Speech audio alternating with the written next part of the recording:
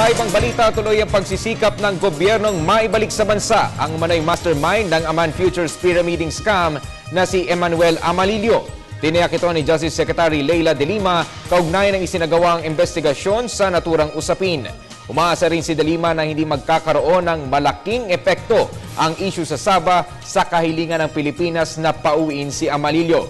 Batay o uusap ng DOJ at Department of Foreign Affairs, nagpagpasyahang ipagpaliban muna ang kanilang pagtungo sa Kuala Lumpur.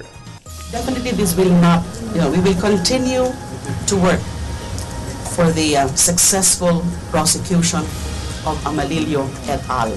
And as you know, there have been a series of complaints already or cases filed in court because there have been determinations already of probable cause by the panel of prosecutors. Meron na ring mga arrest warrants na na-issue na ang iba't ibang courts, the courts of CDO and also of Pagadian City, and we are waiting for that one to be issued by the Iligan Court, where the latest complaint, which includes Mayor Samuel Ko,